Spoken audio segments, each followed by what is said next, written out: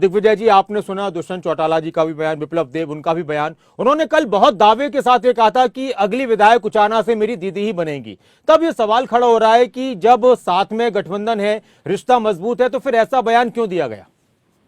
ये तो वही बता सकते हैं, इसका जवाब मैं नहीं दे सकता। जहां तक बात चुनाव लड़ने की है, भाई दुष्यंत सिंह चौटाला पिछला चुनाव लड़े और लगभग 50,000 वोटों से वहां की जनता ने उन्हें अपना आशीर्वाद जीत का मार्जिन के तौर पर दिया।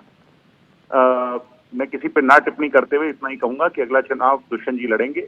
अपने विकास कार्यों और वहां के लोगों का प्रेम, सहयोग, स्नेह, आशीर्वाद, लगाव अपने लाडले के लिए यूं क्यों बरकरार नहीं बल्कि पहले से ज्यादा बड़ा है।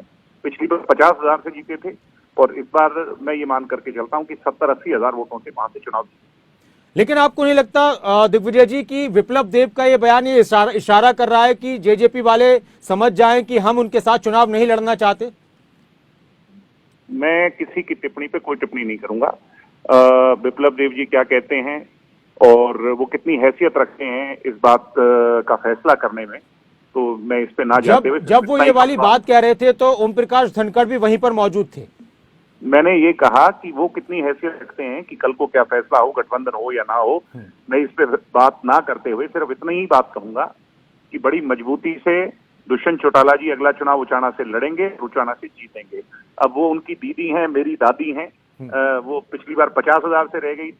अगर किसी की इच्छा हो और दोबारा चुनाव लड़ना चाहें तो प्रजातांत्रिक प्रणाली में सब चुनाव लड़ें। लेकिन प्रेमलता जी का भी बयान आया है और उन्होंने कहा कि दुष्यंत चौटाला ने उचाना में कोई काम नहीं कराया। एक शब्द का उन्होंने इस्तेमाल किया है, क्योंकि अब राजनीति में कुछ भी बोल रहे हैं नेता, तो वो कह रहे हैं कि दुष्यंत चौटाला को वहां के लोग दुष्ट चौटाला कहते हैं।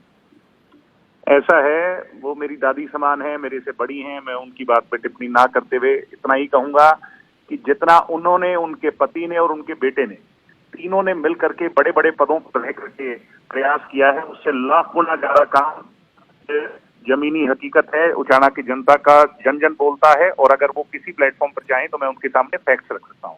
तथ्यों के आधार पर राजनीति होती है, हवा हवाई बात और जो है ना चौधर के नाम पर राजनीति नहीं होती, वो जमाने जा चुकी। एक आखिरी सवाल मेरा दिग्विजय जी, क्या आप चाहते हैं, आपकी पार्टी चाहती है कि चुनाव में बीजेपी के साथ ही जाएं हम?